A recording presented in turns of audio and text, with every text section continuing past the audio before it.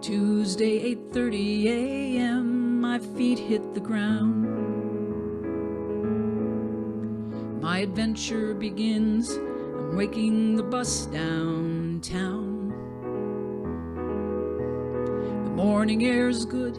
The walk to the stop isn't far. And soon I'm there with my coffee, counting the cars. Along comes a man wearing scrubs with a backpack in tow. He looks much too young to be moving that slow. He says he's an intern, he hasn't been home in a week. He loves what he does, just wishes he didn't have to sleep. Thousands of things get in our way. Millions of moments can make or ruin our day. The question isn't how much can you fit in your pack. It's how much can you leave on the curb without looking back. Along comes a man in a suit much too small for his weight, with breakfast and briefcase in hand and a scowl on his face.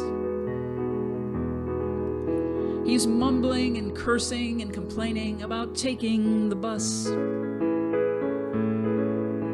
And I wonder just who he's blaming as he's glaring at us. From his house near the stop comes a woman dressed to the nines. She passes a large pile of goods at the end of her drive. A nice sofa, some chairs, a few lamps, and a large screen TV. She puts a sign in the yard, says take it, it's all free.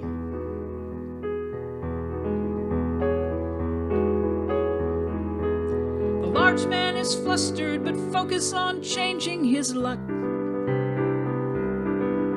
He unholsters his cell phone and he dials a friend screaming, bring a truck. It's all mine, he yells as he throws himself on the pile.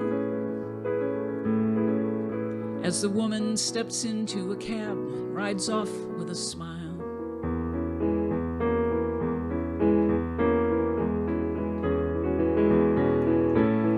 Thousands of things can get in our way. Millions of moments can make or ruin our day. The question isn't how high is your stack. It's how much can you leave on the curb without looking back.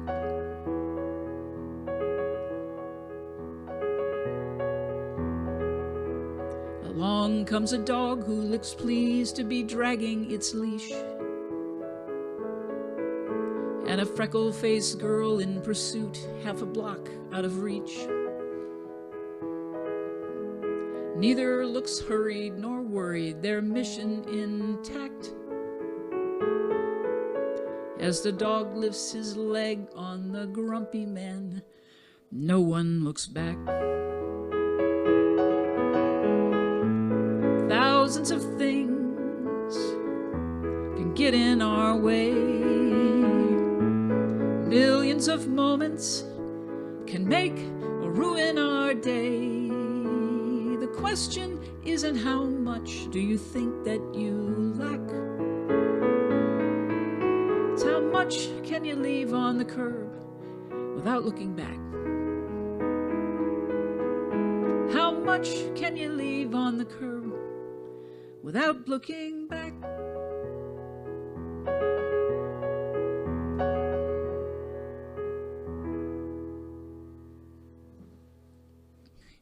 Good morning, everyone. That is a song that I wrote. And it's about that idea our busy minds, and we think the things, all the thinks we can think up.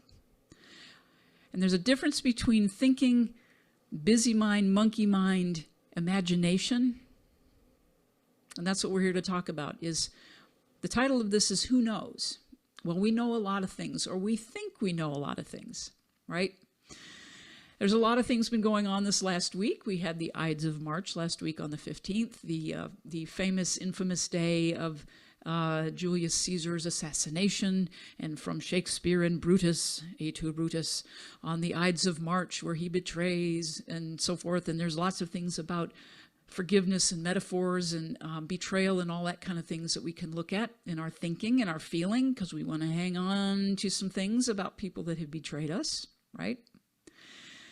We also have St. Patrick's Day today, as Reverend Dr. Rainbow alluded to, and because I'm Irish, I have a my dad's grandparents were the last ones off the boat from Ireland, and everybody after that was first generation American Irish. Got to tell some jokes. It's St. Patrick's Day. Okay, here we go. How old are leprechauns? They're old enough to remember when rainbows were in black and white. I know, took a minute, right? I saw some laughing. What is Irish and sits outside all day? Patio furniture. Patio furniture. There you go. Okay, all right, you're getting the hang of it. Why didn't the leprechaun iron his 4-leaf clover? He didn't want to press his luck. And I got one more for you. What instrument does a show-off play? Let me try that again. What instrument does a show-off play during the St. Patrick's Day parade? Bagpipes. Ba-dum-bum. All right, done with that. We have this week coming up the equinox, the vernal equinox on the 19th. It's like, wait, it's usually on the 20th, 21st, 22nd. Well, because of leap year, it's on the 19th. This also ties into this beautiful energy of renewal, forgiveness, letting go of things that no longer serve us, leaving some things on the curb, perhaps, like resentments and old unforgivenesses, okay? So you see there's a lot. I'm already throwing thousands of things at you about the thinks that we can think up. We're busy, busy, busy, busy people in our minds, right? So who knows? Who knows? Thousands of things can get our way. Our busy lives, our overly stimulated minds. We are bombarded day in and day out with so much stimulus. And it just kind of makes us a little nuts, a little crazy. Well, I'll own that. It makes me a little nuts, a little crazy. So the importance is to be able to back up, take a breath, and just step away from all of it for a little bit, right? We have these beautiful, creative, infinite, we have access to the infinite creativity. And we forget that. I think we forget that our busy minds, and especially our busy culture, says that we have to figure stuff out and fix it all by ourselves. There's a famous quote by Einstein, and it was in the description of this talk, is, we cannot solve the problem at the same level of thinking that created it. That's some brilliant stuff right there. That is moving into the idea of a new thought. We have to have a new thought in order to replace the old one if something is going to change. We have to have a new thought in order to get a different perspective. Things will not change as long as we are hanging on with a death grip in a belief or a perspective, our worldview. So who knows? Who knows?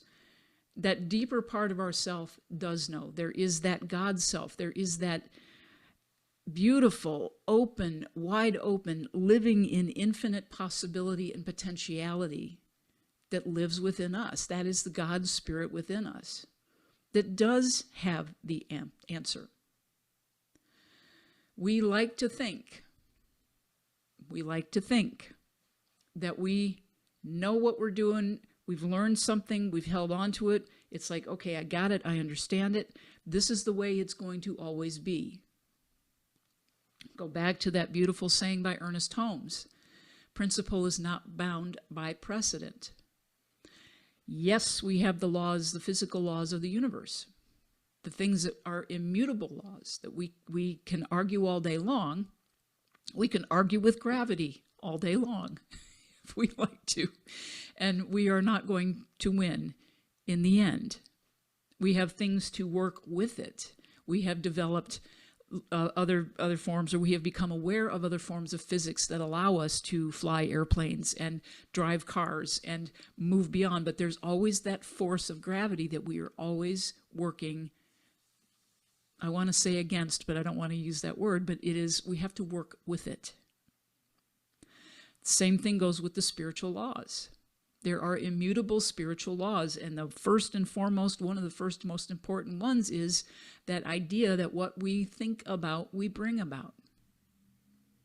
And this is where we get into that place of thinking from a place of what we already know or what we already think we know, as opposed to opening ourselves and using imagination, allowing ourselves to play in that field of infinite potential, infinite possibility.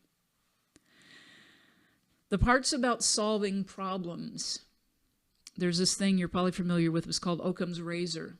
And it's usually that the simplest solution usually turns out to be the best. We can complicate things.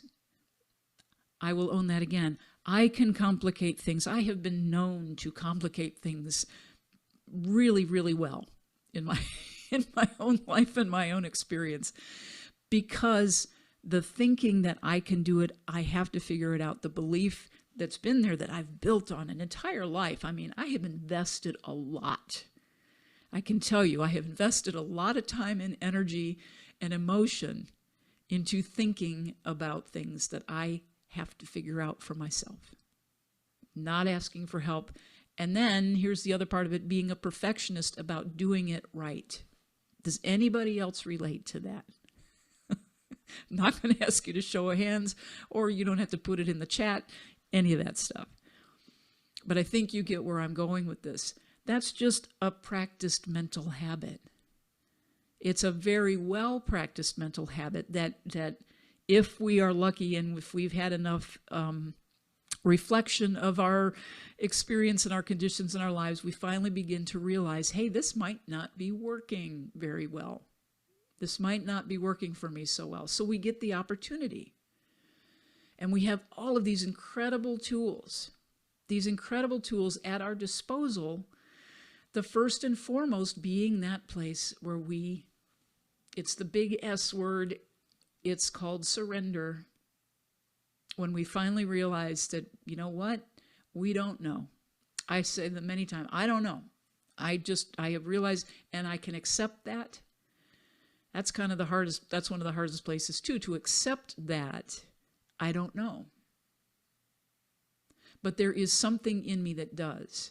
There is that God self. There is that one mind that we are a part of, that we have access to in every moment. In the practice is to learn to lean into that.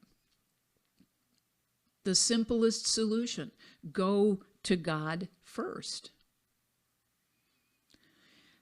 Our experience, our reality, what we call our reality, everything that we see around us in the world today is a result of the collective mindset that says, I'm in control, I'm in charge, fear is driving the bus, all of those things. And I'm looking at what we call the negative side of it right now.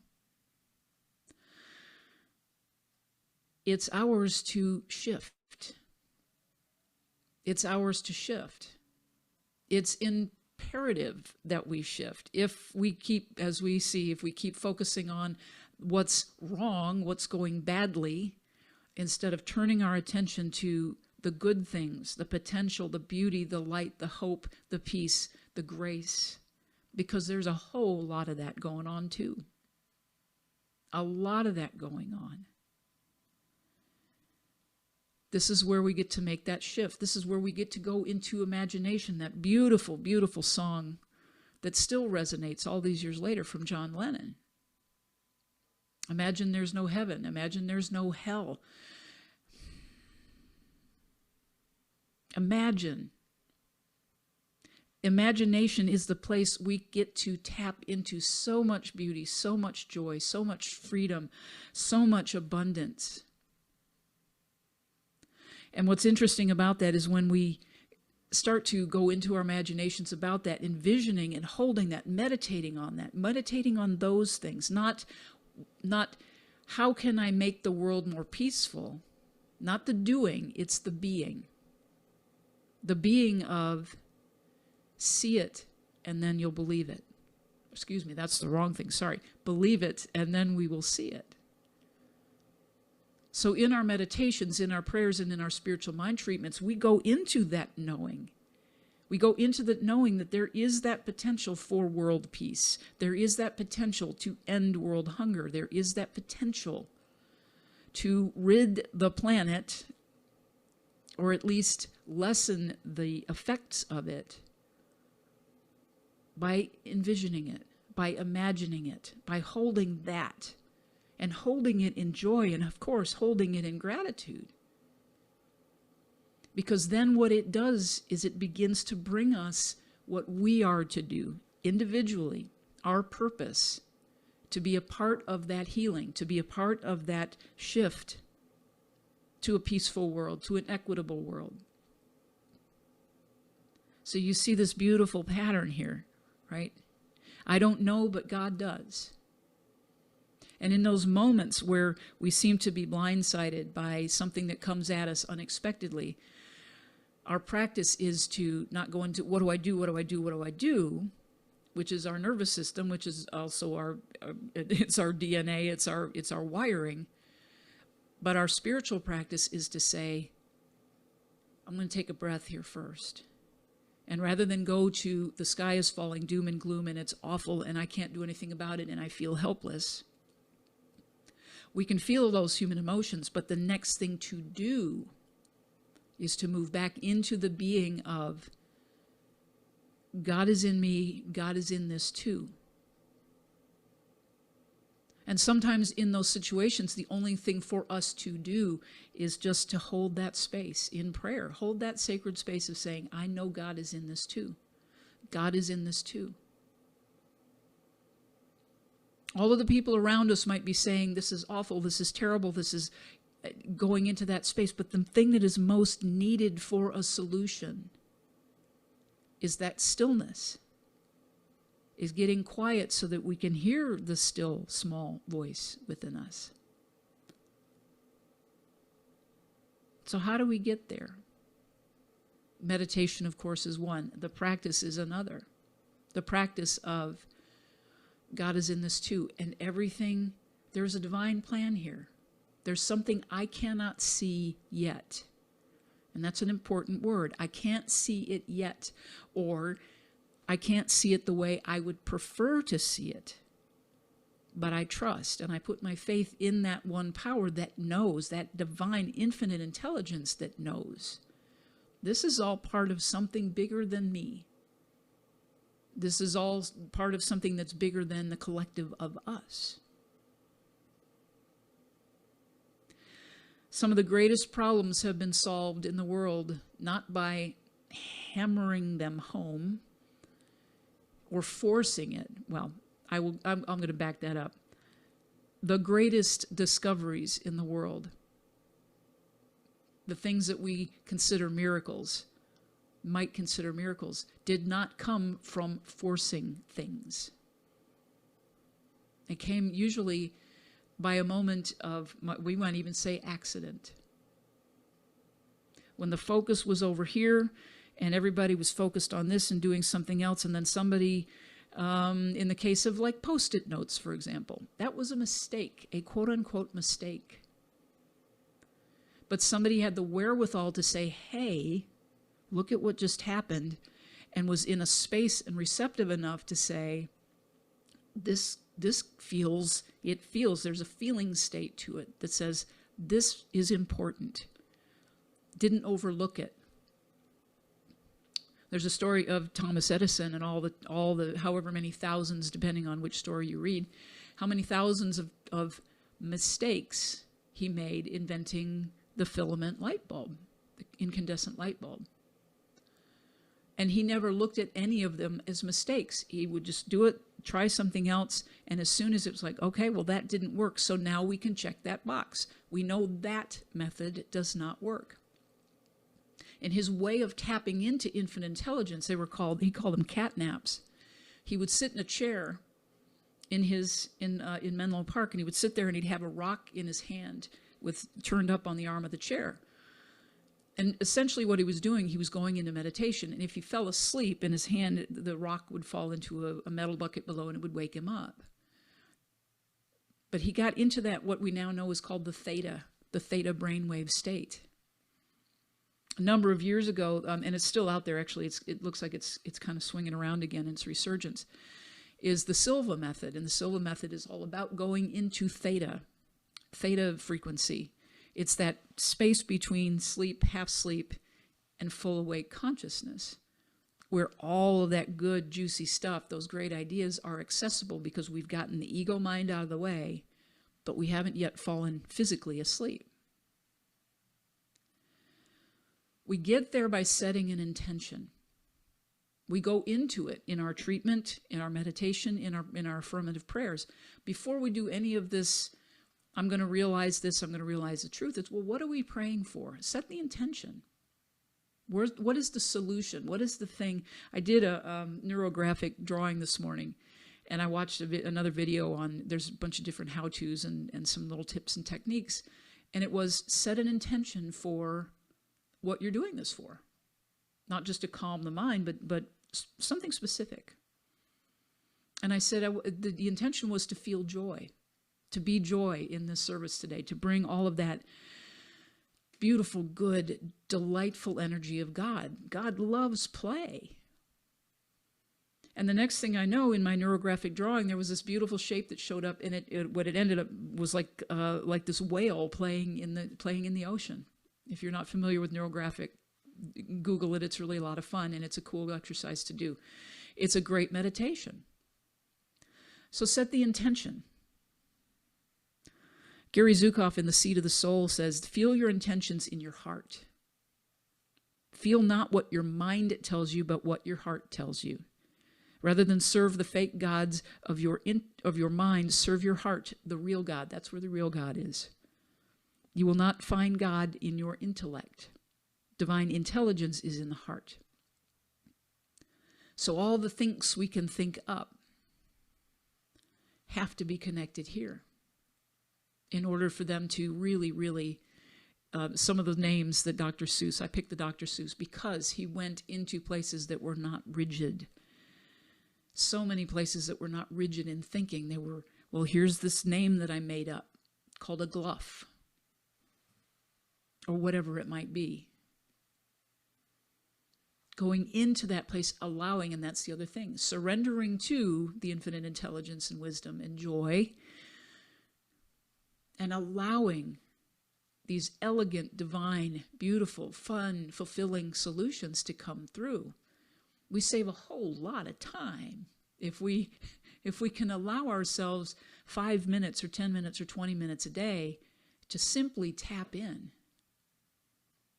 And I can tell you from experience with that is it works. And I know a lot of you know that.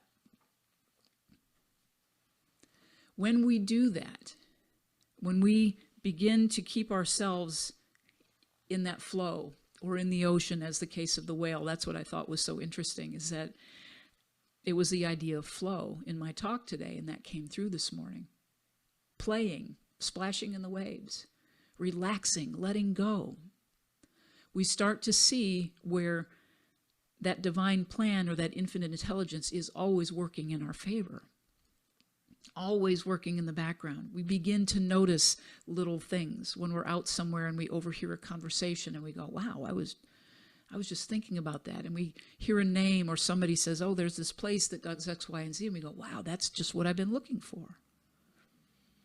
I had an experience of that just last week of something that I thought about not too long ago.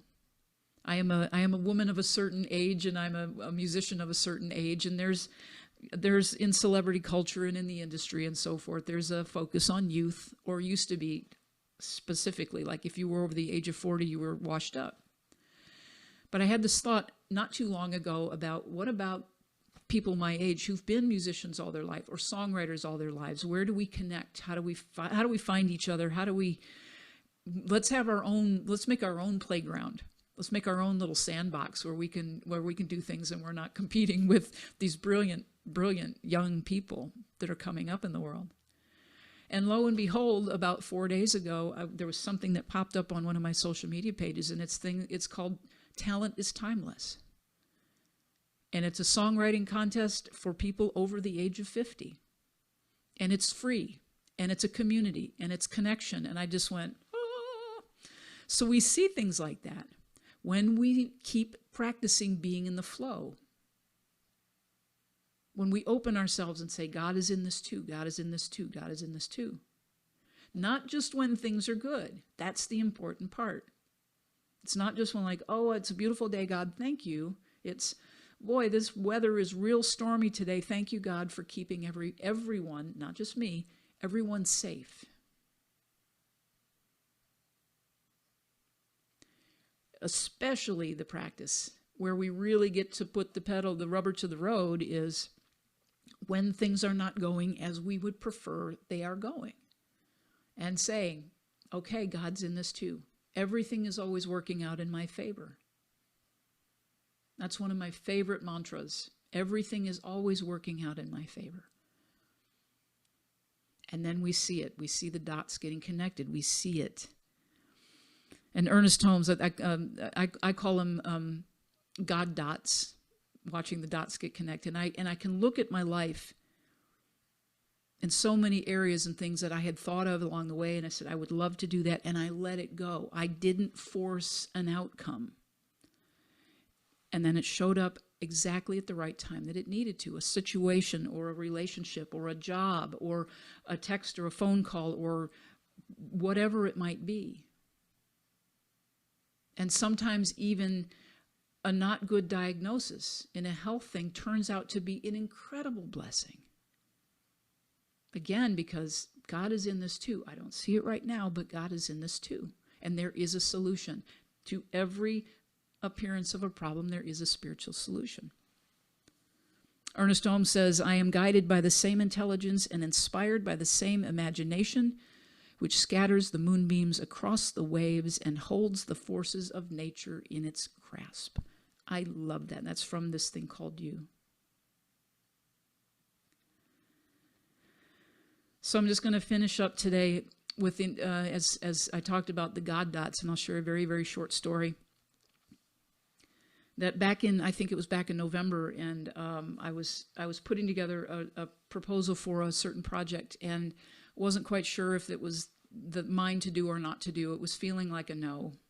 It was, yeah, but I'm gonna give this a little go around. And I put some things together, and the more I got into it, then it was like, no, this is not yours to do. And there were meetings, and there was other things going on, and it was on a Friday, and it's like, well, I told him I'd send him a proposal, and I'll do that, but I got to take a break. And I had a friend in town that was having a art opening at a gallery just around the corner, and I knew the gallery owner, and and I walked in the door, and so like there was that part of me was like, I gotta finish this, I gotta get this done, blah blah blah blah blah blah blah blah. I told people I'm gonna be good for my word, blah blah blah blah blah, and all the while my insides were going, take a break. You have to take a break. Take a break. So I went to the gallery opening, and within 10 minutes, there were more people coming in the door, and somebody walked in and said, well, when are you going to play at my shop music? And then the thing was, when are we going to do a concert here? And oh, the Winter Festival's coming up, and let's talk about arrangements for you playing during that. And another woman came in who I never met before, and she came up to me because we were talking about art, and I was talking about the calendar that my partner and I, the 2024 calendar that my partner and I had just released, and all these things. We were talking about art and joy, and it was fun, and it was easy, and it was relaxed. And this woman I'd never met said, I have tickets to the Ramsdale, a concert at the Ramsdale Theater, which is the local historical theater in my town. She said, do you want to come? And I said, I have to finish something. I have to send an email. I said, how about if I text you when I get it done? If the ticket's still available, I'll find you, we'll meet up. So I took care of that, and I finished that email, and I said, I know this is not mine to do, and thank you for the opportunity. And I found that woman, I went to the concert, and within that little space of time, that few hour space of time between saying yes to the art gallery, saying yes to a concert, I walked out in the lobby after the concert that evening, and it was delightful. I didn't know either of the musicians, but it was just this delightful concert. And the director of the Ramsdale, who I'd met in the past, she wasn't the director at the time, but now she was. She's the big kahuna. She's in charge of stuff. And we're having this conversation, and this gentleman walked up to me because this woman said to me, oh, you're speaking at Unity in Traverse City tomorrow. And I said, yes. And so it was this beautiful conversation. And this gentleman steps up and he says, I know about Unity. And we had this beautiful conversation. So blah, blah, blah, blah, blah. And all the dots are getting connected. So I'm walking home, and I'm halfway down the block from on my way home, and I hear this voice behind me that says, I think a Kid Holmes concert at the Ramsdale would be a delightful idea. And I turned around, and it was the director, Laura, and I said, I think that's a brilliant idea. So we sat down, and we picked this out, and here I am. This concert is coming up this Friday at this historic theater, name dropping for us. This is where James Earl Jones got his start. This little theater up here in Michigan. So we never know when things are going to unfold. Because the idea of a concert at the Ramsdale a few years ago was a great idea for me, but I didn't feel like, I was still in that place of, I'm not sure if I'm going to fit there. I'm not sure how to do this. I'm not sure. And I let it go. So it may not manifest. All these things may not manifest immediately, but they will manifest in the time that they are designed to do it. God is in this too, and the divine timing is always perfect. So I know that.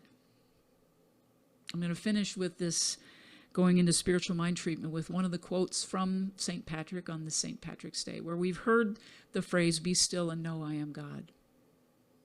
But I'm just going to invite us to lean in right now to this little prayer, the St. Patrick version that I heard years ago, and I didn't know where it was attributed to, and I found it in my notes for this talk. Be still and know that I am God. Be still and know that I am. Be still and know. Be still. Be. So I invite you to just take a breath, and let's take this into an affirmative spiritual mind treatment prayer. I know that God presence, that being, the being of all things, the creator of all things, right here in this moment, is operating in and through and as, expressing as each one of us in this service today, as we're doing this in real time, and anyone and everyone who, no matter when, accepts the divine invitation to watch this service. Here's that beautiful prayer. This is my affirmation, and I know this is the realization. I know the truth of that exists in that one mind, that there is that in each of us that knows this, that is open and willing and able to allow, open and willing to receive, to remember, that we have access to this infinite intelligence, unconditional love, overflowing abundant prosperity, and vibrant health. We have access to it in every single moment, and all it requires is that we be and know that we are indeed that individualized expression. So I hold that truth, I hold that up into the light, I hold it up in gratitude and in joy, absolutely knowing that those beautiful remembrances just kind of tickle a little bit, like a silly joke that opens us up to laughter, because God loves play. God loves joy. That I know. And so knowing this, I can release my words into that immutable law that only knows the word yes. And knowing that it is done, we simply release it and we say, thank you, loving Mother, Father God. And so it is.